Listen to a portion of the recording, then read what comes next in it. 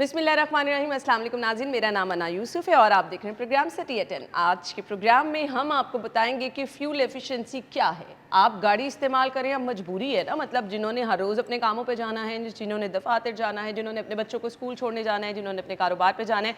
अब हम लोग जिन्होंने हर रोज़ अपने घर से निकल के दफ्तर आना ही आना है, तो मुश्किल है, नो डाउट। जेब पे तो अच्छा खासा असर पड़ रहा है, बट कुछ चीज़ें, कुछ गलतियाँ ऐसी होती हैं जो हम कर रहे हैं, जिसकी वजह से हम समटाइम हमें वो पता भी नहीं होता हम फ्यूल को एफिशिएंसी को कैसे बेहतर बना सकते हैं। वो हम बना सकते हैं, बट हम अपनी तरफ से वो गलतियाँ करते चले जा रहे होते हैं। आज आपको ये भी बताएंगे, एंड यस, अभी से प्लान कर लें, क्योंकि अब ये मसाइल आगे मज़ीद शायद बढ़ने वाले हैं। अल्लाह ना करे बढ़े, लेकिन हालात के मुताबिक जो नज़र आ रहा है, अब हमें अपने आप को मॉडिफाई करना है, कुछ लाइफ में चेंजेस लेकर आने हैं। और वो चेंज क्या, सबसे पहले लेकर आने आपको अब इलेक्ट्रिक कार्स की तरफ जाना है।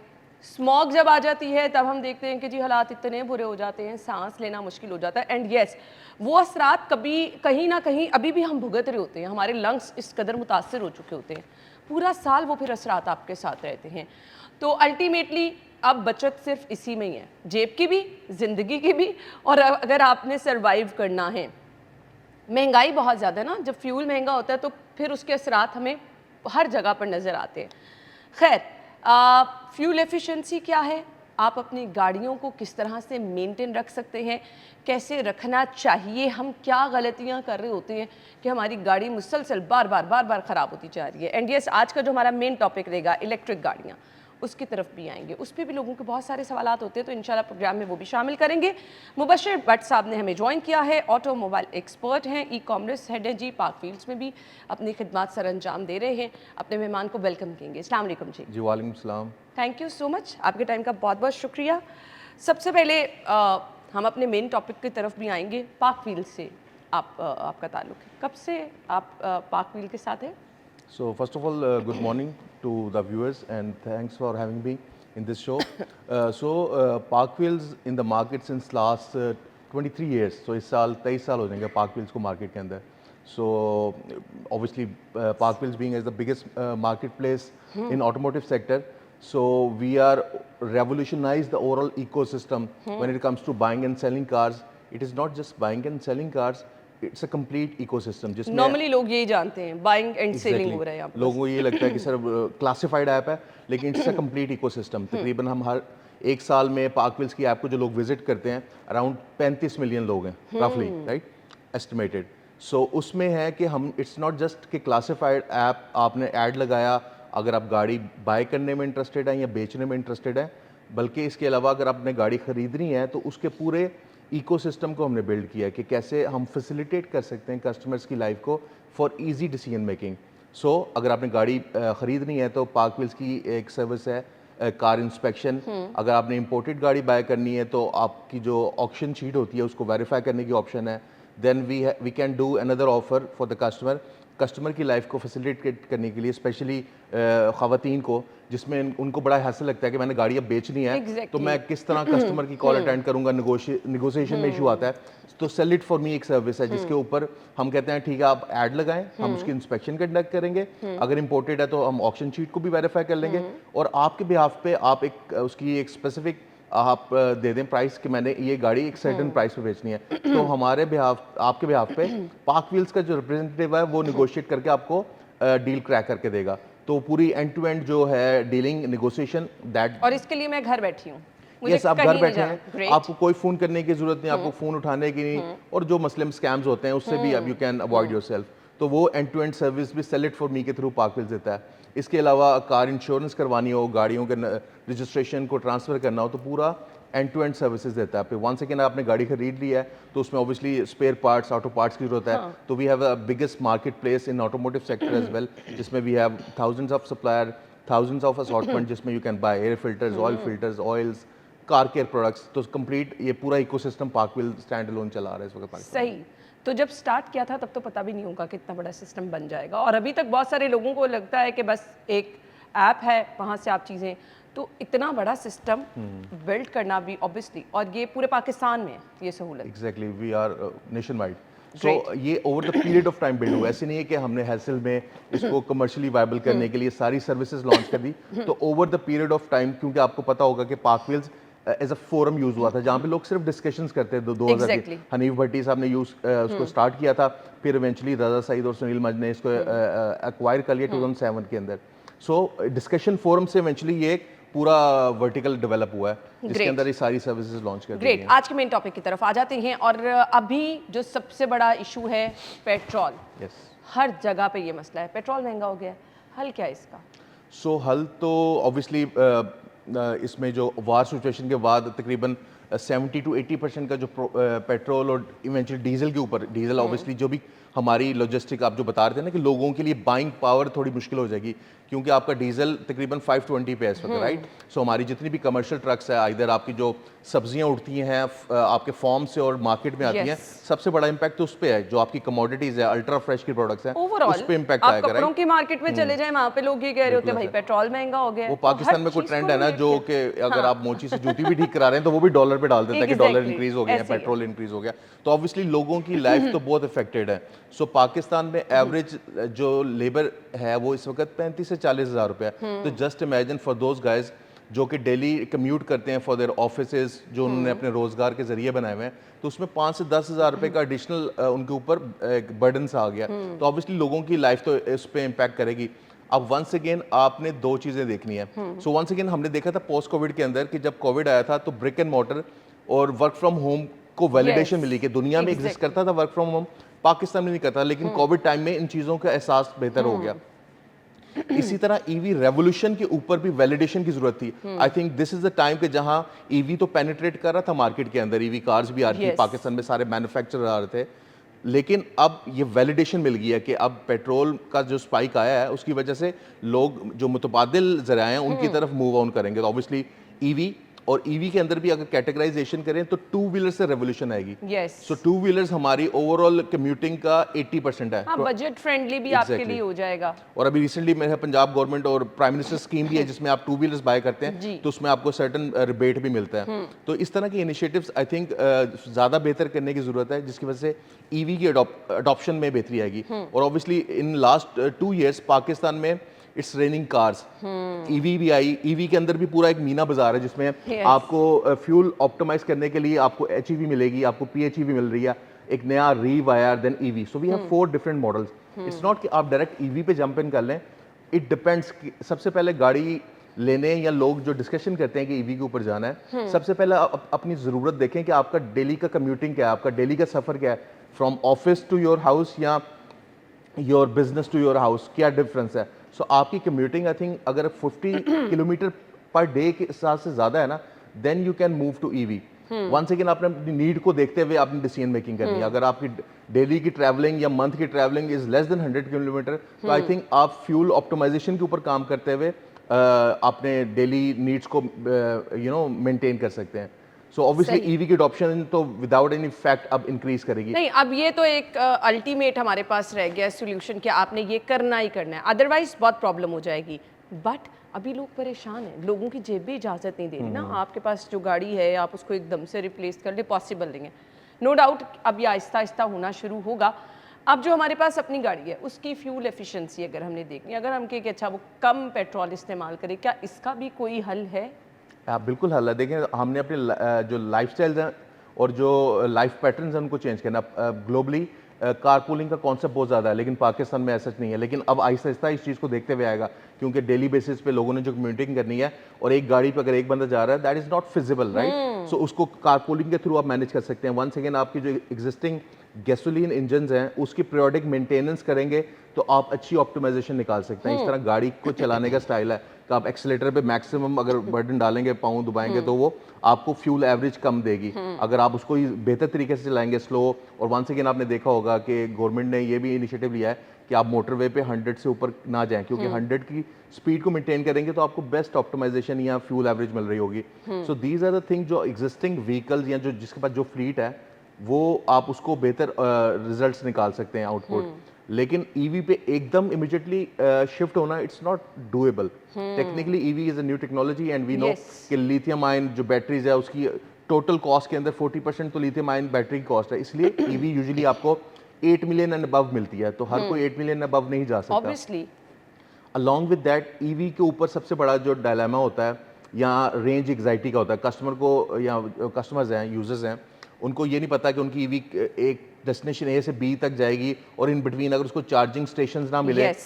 इंफ्रास्ट्रक्चर वो नहीं है पाकिस्तान में अभी कि ये इशू आएगा, क्योंकि आपको हर एवरी 2-3 किलोमीटर बाद एक फ्यूल पंप नजर आता है, वेयर एज ईवी चार्जर आपको लाहौर में अराउंड 30 से 35 हैं। जस्ट इमेजिन कि लाहौर का डायमीटर कितना है, Yes. कितनी कवरेज एरिया, और वहाँ 30 से 35 फ्यूल चार्जेस हैं, स्टेशन हैं, तो आपको कितनी कोई वहाँ पे रेंज एग्जाइटी हर वक्त चलती रहेगी।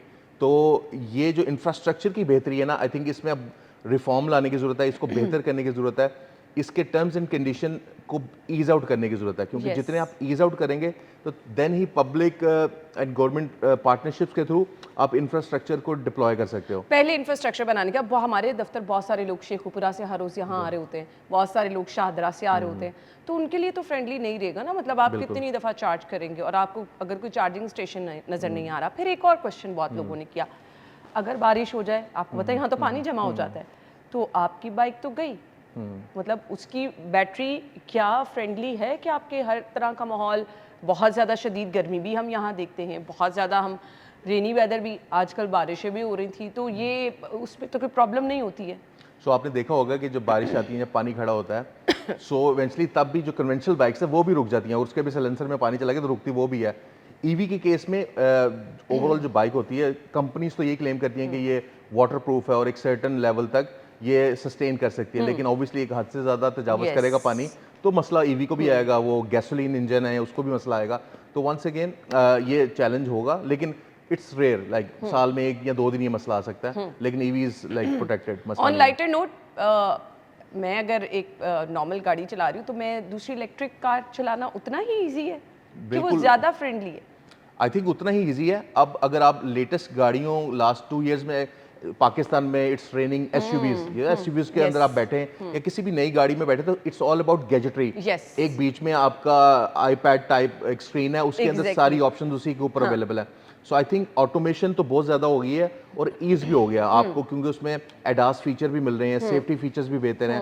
पहले आपको याद होगा, आज से 5 साल पहले पाकिस्तानी जो मैन्युफैक्चरर्स थे, तो वहाँ पे आपको तो एयर बैग्स भी नहीं मिलते थे, अब Yes. मैंडेटरी हो गया थ्रू आउट। सो पहले ये प्रोड्यूसर सेंट्रिक मार्केट थी, अब ये कस्टमर सेंट्रिक मार्केट, क्योंकि when it comes to the competition, जितना कंपटीशन आता है ओवरऑल कस्टमर्स के लिए बेहतरी होती है। तो हमने ये ओवरऑल देखा है लास्ट 3 इयर्स में कि कैसे Pakistan automotive market over the period of time बेहतर हुई है, इसमें बेहतरी आई और आगे भी बेहतरी आएगी।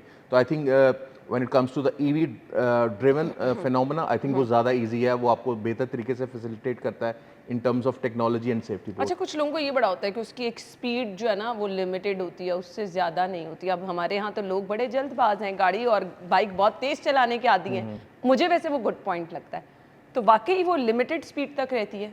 नहीं, ईवी में तो आपकी जो गैसोलीन इंजन से बेहतर स्पीड होती है, क्योंकि उसको कोई कंबशन नहीं चाहिए इंजन के अंदर स्पीड पकड़ने के लिए। ईवी है तो ईवी ऑलवेज गो फास्ट, जिस तरह।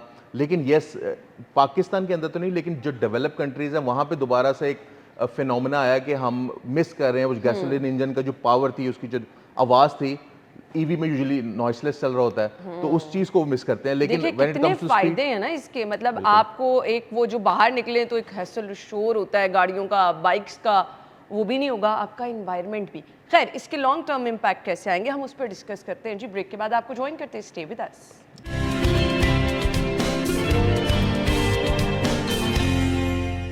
Welcome back once again. So हम बात कर रहे हैं आपके माहौल को बचाने की, आपकी जेब को बचाने की। तो अब इलेक्ट्रिक बाइक की तरफ जाना है, इलेक्ट्रिक कार्स की तरफ जाना है। क्या ये टोटली जिस तरह मैंने कहा कि हमारे इन्वायरमेंट के लिए फ्रेंडली हैं, हमारी जेब के लिए फ्रेंडली हैं, कुछ ऐसा बोझ तो नहीं कि एक दफ़ा बाइक ख़राब हो गई, ले जी अब तो लेने के देने पड़ गए? सो जो इलेक्ट्रिक व्हीकल है, आइदर वो बाइक 2 व्हीलर्स है, 3 व्हीलर्स है या कार है, सो ये इजी टू मेंटेन है। ऑब्वियसली इसमें आपको मंथली बेसिस पे या आपको पीरियडिकली ऑयल चेंज नहीं चाहिए, फिल्टर्स चेंज नहीं करने। ऑब्वियसली इसकी भी एक मेंटेनेंस है, लेकिन ये ईजी है in comparison to the gasoline cars and vehicles.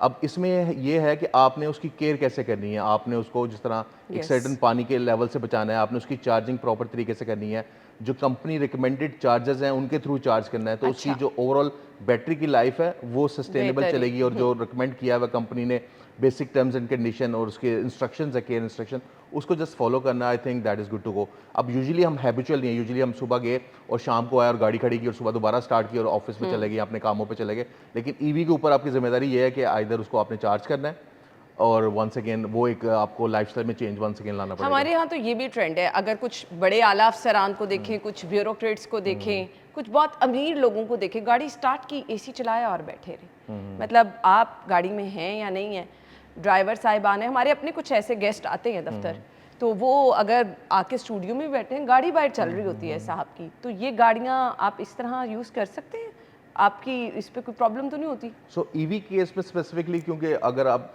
Totally battery alliance car है, ईवी है, तो उसमें यस मसला है। लेकिन अब जिस तरह रीव है या आपकी पीएच ईवीज हैं या एचईवीज हैं जिसमें हाइब्रिड पावर यूज़ हो रही है, अब गैसोलीन इंजन भी लगा हुआ 1.5 लीटर का, प्लस उसमें बैटरी है, तो उसमें यस ये सारे शशके पूरे हो सकते हैं। लेकिन ईवी ऑब्वियसली कंट्रोल्ड है, उसका अगर आपकी फुल बैटरी चार्ज है तो उसने 250 किलोमीटर फॉर एग्जांपल देना है, तो उसने उतना ही देना है, तो अदरवाइज आपको रिचार्जिंग की जरूरत है। वेयरएज जहाँ पे आपका रीव है या जहाँ आपकी मोटर अटैच्ड है हाइब्रिड मॉडल्स के अंदर, तो वहाँ पे you can get both of good world's.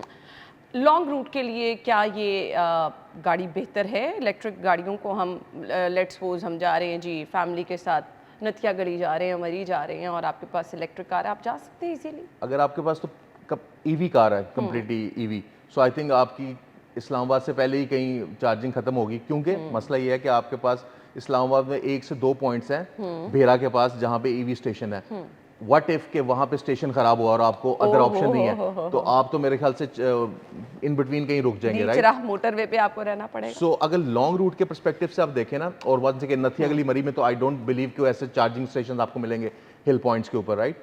सो उसके लिए बेहतर आई थिंक पीएचईवी और एचईवी के आपके टेक्नोलॉजी है कि जिसमें आपका जैसे इलेक्ट्रिक व्हीकल बैटरी ने काम छोड़ा तो आपका वंस अगेन मोटर चलेगी और इवेंचुअली वो आपकी बैटरीज को चार्ज करती है। रीव है, कई कंपनीज ऐसी हैं जो 1200 किलोमीटर, यानी कि आपने अगर पेट्रोल टैंक फिल किया है along with that battery full है, तो 1200-1300 किलोमीटर तक भी कंपनीज क्लेम करती हैं। लेकिन being as a customer you need to act smart, आप अपना पहले होमवर्क करें, क्या जो कंपनी क्लेम कर रही है वो किन कंडीशंस के अंदर क्लेम कर रही हैं, उस चीज़ को अंडरस्टैंड करें।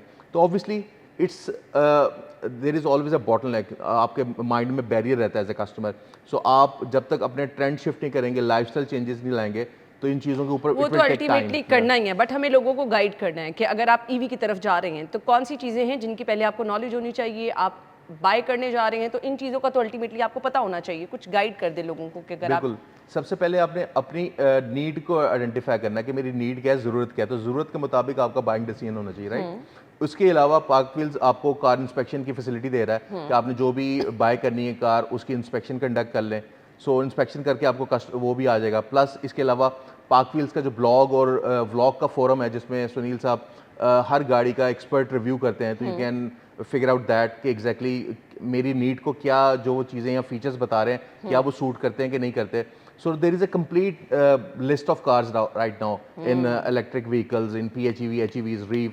तो आप फिगर आउट करें एज पर द नीड जो आपको ज़रूरत है। Obviously it's going to be, अब पाकिस्तान में ये चीज़ होती है कि after house this is the most second expensive asset you bought, right? तो आपने उसकी डिसीजन मेकिंग में obviously you need to figure out, अपना होमवर्क आपका स्ट्रांग होगा, जितना होमवर्क आपका स्ट्रांग होगा उतना ही बाइंग डिसीजन आपका बेहतर हो सकता है। तो once again yes, petrol prices ज़्यादा हैं, बट पैनिक में डिसीजन मेकिंग नहीं करनी कि मैं ईवी में मूव करूं। जैसे पाकिस्तान में सोलर का एकदम ट्रेंड आया और क्रेजी, और you know everyone is installing, हर कोई परेशान, हर एक ने कमेटी डाली, अपने सोना बेचा, एग्जैक्टली बिल्कुल ऐसा ही है। सो वंस अगेन आप ईवी की तरफ मूव करें, मुतबादिल ज़राए की तरफ जाएं, लेकिन उससे पहले देखें कि आप एग्जिस्टिंग खर्चों को कैसे ऑप्टिमाइज कर सकते हैं। हमने अपने लाइफ स्टाइल्स को बेसिकली कॉस्ट सेंट्रिक बना दिया हुआ, राइट? सो हमारे पास मुतबादिल ज़राए भी बहुत ज़्यादा है, जिस तरह हमारे पास ऑरेंज ट्रेन लाइन है, हमारे मेट्रो स्टेशन हैं, हमारे पास पब्लिक ट्रांसपोर्ट है, और इवन गवर्नमेंट को भी चाहिए कि कस्टमर या यूज़र को बढ़ाने के लिए, फैसिलिटेट करने के लिए क्या इकदाम कर सकते हैं। और पंजाब हुकूमत ने आई थिंक बड़ा ज़बरदस्त इनिशिएटिव भी लिया जिसमें पब्लिक ट्रांसपोर्ट को उन्होंने फ्री ऑफ कॉस्ट कर दिया। So that is you know ट्रेमेंडस from the government side. But हमें भी तो ये चीज़ समझनी है ना, हम भी तो अपने लाइफस्टाइल इस तरह के बना लिए हो, दफ्तर गाड़ी पे ना गए तो क्या हो जाएगा, एक घर से एक टाइम पे 4 गाड़ियां निकल रही हैं, बिल्कुल 4 लोग अलग-अलग गाड़ी पे जा रहे हैं, तो फिर हम किस तरह से ये चीज़ें मैनेज कर सकते हैं? पॉसिबल ही नहीं ना। गवर्नमेंट भी इस केस में, आई हैव हर्ड दैट कुछ ममालिक में ये पॉलिसी है कि एक गाड़ी में एक स्टैंड अलोन बंदा ट्रैवल नहीं कर सकता, कम से कम 2 बंदे होने चाहिए। तो that can be a possibility. Carpooling का जो कॉन्सेप्ट है या ये जो चीज़ है, इसको डिप्लॉय करने की ज़रूरत है। लोगों को अंडरस्टैंडिंग बेहतर होगी इससे, और ऑब्वियसली लोगों की लाइफ में बर्डन भी कम होगा। अगर बर्डन कम होगा तो बेहतरी आएगी हर चीज़ में। बिल्कुल ऐसी प्राइस डिफरेंस कितना होता है ईवी का, और अगर हम दूसरी गाड़ी का देखें तो बहुत ज़्यादा huge difference? Yes, there is a huge difference. Initially obviously आपने जब अपफ्रंट कैश पे करना है, पेमेंट करनी है, तो तकरीबन जो आपको गैसोलीन कार अवेलेबल है सेम मॉडल में, वो आपको फॉर एग्जांपल 9 मिलियन की है। वेयर एज जो अगर ईवी वेरिएंट में मूव करते हैं तो वो आपको 3 to 4 मिलियन एक्स्ट्रा कॉस्ट करती है। तो yes, there is a cost to it. जिस तरह सोलर के ऊपर अपफ्रंट कॉस्ट होती है कि आपने 1.5 मिलियन का सोलर लगाया और over the period of next 5 years वो आपका रिटर्न निकालेगी। इसी तरह ईवी के ऊपर भी ऑन एवरेज जो वर्किंग है उसमें 6 से 7 साल में वो आपको प्रॉफिटेबिलिटी देती है। सो बिल्कुल 6 to ठीक हो 7 गया। ईयर्स में आपका वो ऑप्टिमम नंबर आता है कि जहाँ पे आपको ईवी फिजिबल बनती है, उसका आरओआई बेहतर होता है। नो डाउट वो फिर फ़ायदा तो आपको पहुंचेगा, बट अब इशू ये है ना कि आपकी रोड पे चलने वाली चीज़ है। यहाँ तो आप जितना मर्जी सेफली ड्राइव कर ले, लोग आके ठा गाड़ी बीच में मार देते हैं। अब उसमें खुदा ना खास्ता अगर कुछ ऐसा हो तो वो तमाम स्पेयर पार्ट्स, वो तमाम चीज़ें हमारे यहाँ मौजूद हैं। एक ये भी क्वेश्चन होता है ना कि ये ना हो कि भाई गाड़ियाँ तो बाहर से आ रही हैं, अब यहाँ पे तो उसके पार्ट्स ही मौजूद नहीं हैं, वो वाले इलेक्ट्रिशियन ही यहाँ पे मौजूद नहीं है, वो पुराने मैकेनिक तो वो चीज़ें कर नहीं सकते हैं। तो वो तमाम चीज़ें हल हो सकती हैं यहाँ पे, ये इशू तो नहीं रहेगा? नहीं, अभी इसमें आई थिंक लैग कर रहा है, क्योंकि अभी ये नई कंपनीज हैं जो लास्ट 2 इयर्स में पाकिस्तान में आ रही हैं, अपने 3S डीलरशिप्स डेवलप कर रही हैं। सो जो पुराने मैन्युफैक्चरर्स हैं उनको इसी चीज़ पे आ जाए कि उनकी 3S dealership pan Pakistan available हैं। सो 50+ डीलरशिप्स हैं, हर मेन सिटी में 2 से 3 डीलरशिप हैं। स्पेयर पार्ट्स की पूरी उनकी सप्लाई चेन इंश्योर्ड है।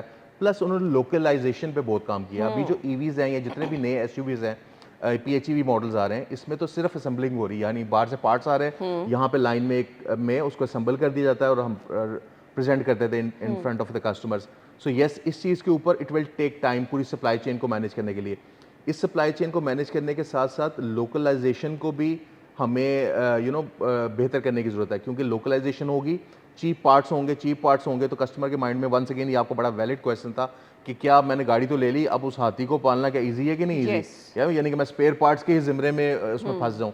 तो once again it will take time अभी, क्योंकि मार्केट ही हम लेस देन 1% अभी ईवी के अंदर पाकिस्तान के अंदर, बल्कि डेसिमल्स में होगा I believe. So yes, it will take time और ये ग्रेजुअली बेहतरी होगी। और इसके लिए ये भी नहीं आपने करना कि गाड़ी रात चलते ख़राब हुई है, वो जैसे हमने अपना एक ट्रेंड बनाया ना, जिस मर्जी मैकेनिक के पास गए, ये लो जी गाड़ी ठीक कर दो, यहाँ पे ये रिस्क भी नहीं है आपने लेना, बिल्कुल ऐसे ही, क्योंकि वो ऑब्वियसली वो एक नई चीज़ है और हर कोई उसको ठीक भी नहीं कर सकता।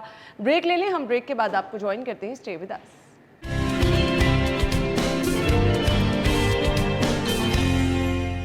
Welcome back once again. अच्छा जी, अब हम जो गुफ्तगू करने वाले हैं वो ख़ास तौर पे आपके लिए इसलिए है कि हम आपको बताएंगे कि कौन सी ऐसी गाड़ी है, अगर अभी आप गाड़ियाँ ले रहे हैं और आपका प्लान नहीं है ईवी की तरफ जाने का, इलेक्ट्रिक बाइक और गाड़ी की तरफ जाने का, तो जो आपके पास गाड़ी मौजूद है, अब एक घर में अगर 2-3 गाड़ियाँ हैं, तो आप कौन सी गाड़ी ऐसी है जो कि जिस पे आपकी फ्यूल जो कंजप्शन है वो बेहतर रहेगी, आप उसको किस तरह से बेहतर रख सकते हैं। एंड यस, कुछ चीज़ें हम इग्नोर कर रहे होते हैं ना, आपने वो ऑयल चेंज नहीं कराया, आपने गाड़ी के इंजन को नहीं देखा, एकदम से गाड़ी गर्म हो गई, ये गलतियाँ जो हम कर देते हैं उसकी तरफ मैं आना चाहूँगी। कौन सी ऐसी गाड़ियाँ हैं जो कि नॉर्मली जिनमें अगर हमने हर रोज़ आना जाना है तो फ्यूल कम जो है वो इस्तेमाल हो सकता है?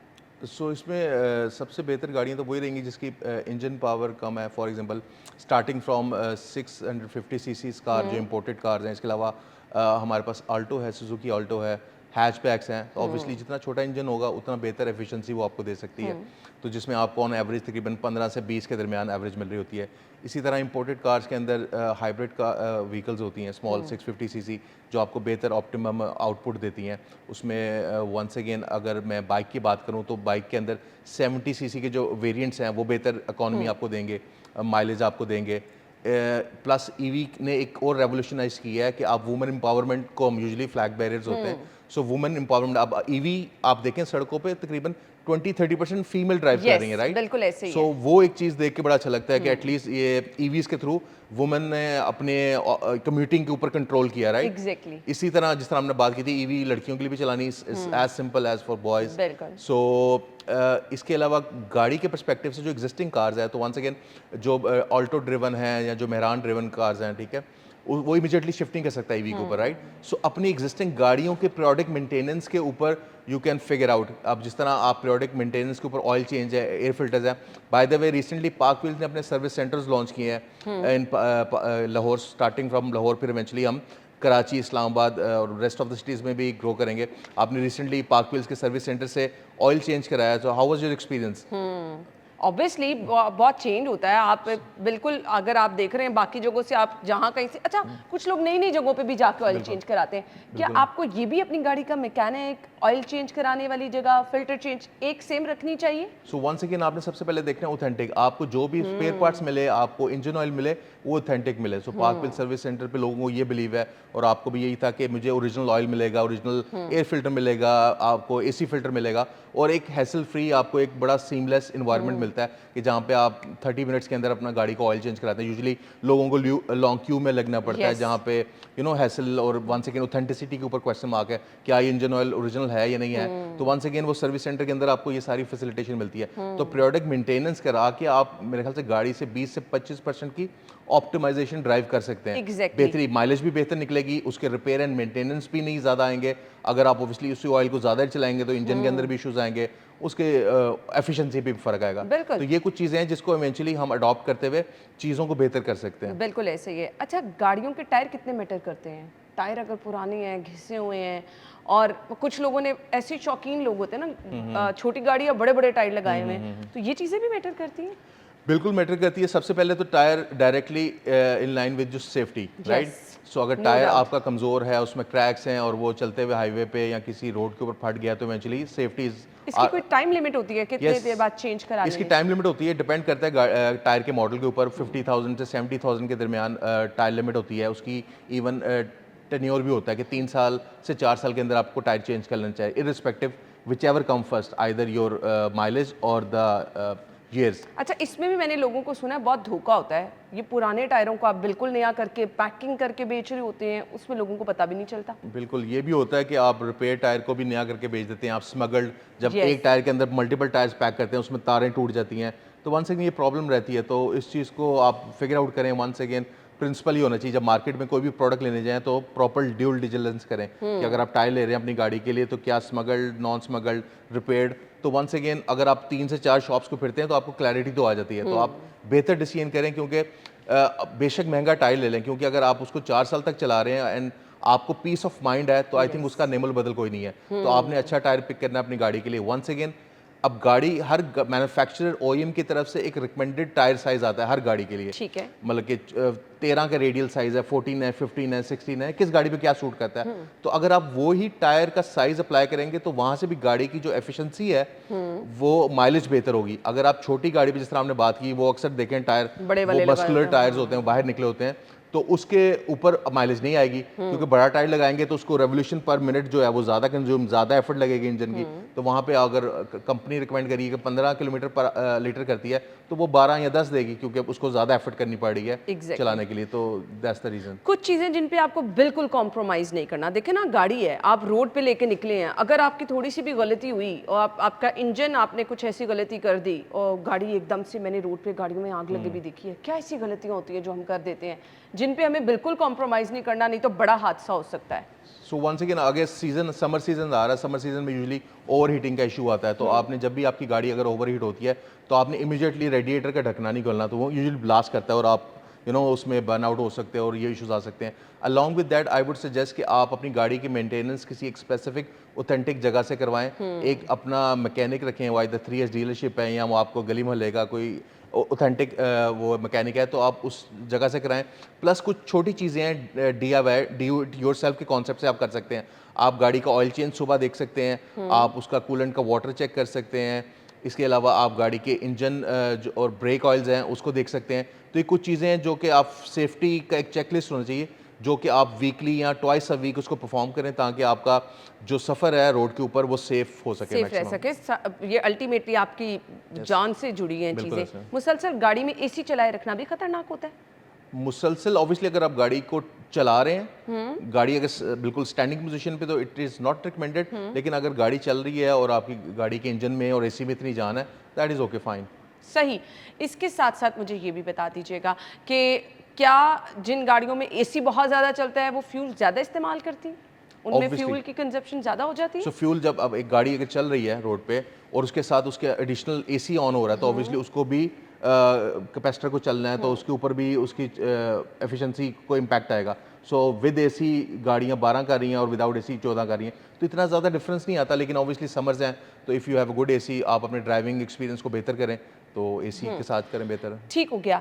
गाड़ी की स्पीड नॉर्मली हमारे मैटर कर रही होती है कि अच्छा आपका इंजन जो है उसकी हेल्थ भी होती है। कुछ लोग बहुत ही स्पीड में गाड़ियाँ चला रहे होते हैं और उनकी आदत होती है, आदतन वो इस तरह कर रहे होते हैं। ये नुकसानदेह होता है आपके इंजन के लिए भी।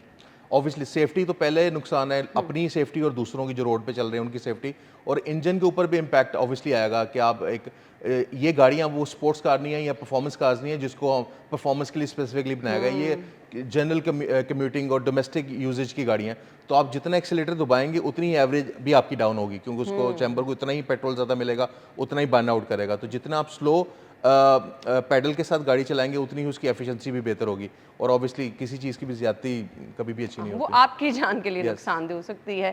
थैंक यू सो मच, आपके टाइम का बहुत बहुत शुक्रिया। हम चलेंगे एक ब्रेक की तरफ, ज्वाइन करेंगे आपको ब्रेक के बाद। स्टे विद अस।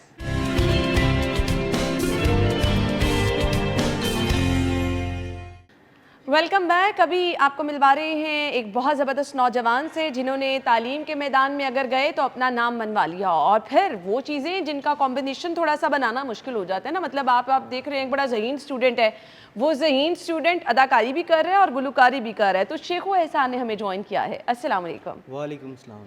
तो शेखू, ये तीनों चीज़ें, चारों चीज़ें, मतलब एक फुल पैकेज कैसे बन गए आप? मैम इसको छोड़ें, ये तो जब मैं स्टार्ट किया था ना तो मैं साथ में जॉब भी करता था और स्टडी भी करता था और माशाल्लाह। साथ में सिंगिंग और एक्टिंग भी करता था। ग्रेट, यानी शुरू से ही जिम्मेदार भी हैं आप। जी बिल्कुल। बहुत ज़रूरी चीज़ें हैं जी ये, और कम लोग ऐसे होते हैं। ये क्या अल्लाह ताला की ख़ास करम नवाजी है कि आपका शौक़ और मेहनत भी बहुत की? शौक़ ज़रूरी चीज़ होती है, क्योंकि जिसको शौक़ नहीं होगा वो इन चीज़ों में आएगा ही नहीं। पहली बात, किसको देख के गुलकार बनने का शौक़ आया? फलक भाई को। अच्छा। फलक शबीर। ओहो हो। क्योंकि मैं 2010 से तो मैं स्टार्ट कर दिया था ऑलमोस्ट। यूनिवर्सिटी और कॉलेजेस वगैरह में मैं गाता ही था, एक्टिंग भी करता था। कश्यप फाउंडेशन की तरफ से भी मुझे लड़की का रोल दिया गया था, तो मैंने बियर्ड भी अपनी शेव कर दी थी सारी, तो फुल लड़की का गेटअप भी किया था। तो अदाकारी में तो वो चीज़ मेरी है ही है, अभी भी मैं कर लेता हूँ हर चीज़ ही। तो सिंगिंग में जब स्टार्ट लिया तो मेरा लक था कि फलक भाई आए हुए थे, उनका कॉन्सर्ट था पंजाब कॉलेज में। तो इतनी भीड़ में मैं अकेला खड़ा हुआ था वहाँ पे, मैंने ऐसे हाथ खड़ा किया, उन्होंने कहा आ जाओ भाई। वाह। तो वहाँ पे मैंने गाना गाया तो उन्होंने मुझे अपना ऑटोग्राफ दिया, उसके साथ साथ उन्होंने मुझे सीडी साइन करके दी अपनी गाने वाली ना। तो बड़ी उन्होंने तारीफ़ की, वो भी वीडियोस पड़ी हैं सारी नेट पे। तो कौन सा गाना गाया था, हमें वही सुना दे फिर। वो वाला सुना। जो मुझे सुना दे, आपका अपना जो बेस्ट सॉन्ग है हमें वो सुना दे। फिल वक्त मैं आपको इब्रार जरूर लाख का गाना जरूर जरूर जरूर। I'm standing there, shadows in the heart, hoping there it might be you, but it wasn't anyone at all. I can still remember the way things were. If I could only bring you back, then it wouldn't even say a word. I can love you more than anybody else, I mean it. Oh, I can love you more than anybody else, I mean it. यानी के सानू तेरे नाल प्यार हो गया, साडा दिल बेकरार हो गया। अड़िए नी सानू तेरे नाल प्यार हो गया, साडा दिल बेकरार हो गया। दिल दी गल कहनी चाहिदी है, दिल विच रखनी नहीं चाहिदी। बोल बदेसी बोली अपनी बोली भुलनी नहीं चाहिदी, नहीं चाहिदी, नहीं चाहिदी, नहीं चाहिदी। You don't seem to know I love you baby, you don't seem to know I love you baby. I can love you more than anybody else, I mean it. Oh, I can love you more than anybody else, I mean it. यानी के सानू साडा दिल बेकरार हो गया, सानू तेरे नाल प्यार हो गया, साडा दिल बेकरार हो गया। बहुत ज़बरदस्त। आप गिटार बजा रहे थे, मैं बहुत इंजॉय करी थी, बहुत Thank you ज़बरदस्त so गिटार much. बजा रहे थे। मुझे ये बताइएगा, प्रॉपर ट्रेनिंग ली सिंगिंग की और ये गिटार बजाने की भी? जी मैम, वोकल की भी ट्रेनिंग होती है, गिटार की भी ट्रेनिंग होती है। कुछ लोग कहते हैं कि बस गिटार आ गया तो अब बजाना खुद ही आ जाएगा, लेकिन वो चीज़ नहीं होती। इसके लिए आपको बड़ी प्रैक्टिस करना पड़ती है। तो मुझे तो घर से रोक टोक थी, मैं इसलिए इसमें जैसे आगे आना चाहिए वैसे आ नहीं सका। तो 2012 में ही मैंने स्टार्ट कर दिया था सीखना भी। तो मेरे टीचर भी अच्छे हैं, चांद शरीफ सर, उन्होंने मुझे फ्री ऑफ कॉस्ट सिखाया। ग्रेट, शौक होना चाहिए ना फिर आपको सिखाने वाले को तब भी जो बंदा, होते हैं। मैं था भी स्टूडेंट ना, और साथ में छोटी मोटी जॉब करता, तो मुश्किल से होता था उस एज में। तो अभी अल्हम्दुलिल्लाह पसंदीदा गुलकार पाकिस्तान की? पसंदीदा गुलकार टॉप फर्स्ट पे तो मैं खान साहब, नुसरत फ़तेह अली खान साहब का नाम लूँगा, क्योंकि उनको पूरी दुनिया मानती है। सेकंड नंबर पे फेवरेट जो है वो मुझे फलक भाई हैं, क्योंकि उन्होंने मुझे बड़ा बूस्ट किया है। क्योंकि सबसे पहले ऑब्वियसली वो फिर जो आपको सामने लेके आने वाला हो उसका तो नाम आप हमेशा, अगर मेरी रिक्वेस्ट है नुसरत फतेह अली खान का कोई हमें सॉन्ग सुना दे तो ज़रूर।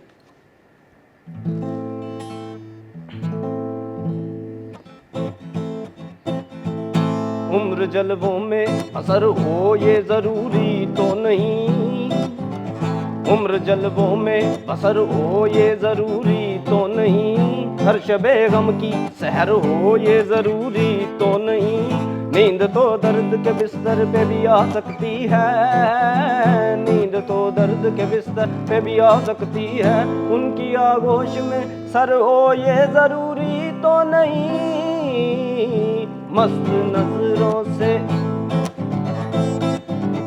मस्त नजरों से अल्लाह बचाए, मजमालों से अल्लाह बचाए, मजमालों से अल्लाह बचाए, निसा सागा पा मारे निसा, सागा पा मारे निसा, रे गा रे सा, रे गा रे सा, रे गा रे सा, हंगामा है क्यों बरपा, हंगामा है क्यों बरपा, थोड़ी सी जो पीली है, डाका तो नहीं डाला, डाका तो नहीं डाला, चोरी तो नहीं की है, हंगामा क्यों बरपा, थोड़ी सी जो पीली है, पीली है। बहुत ज़बरदस्त, बहुत ज़बरदस्त। जाते जाते एक मैसेज चाहिए।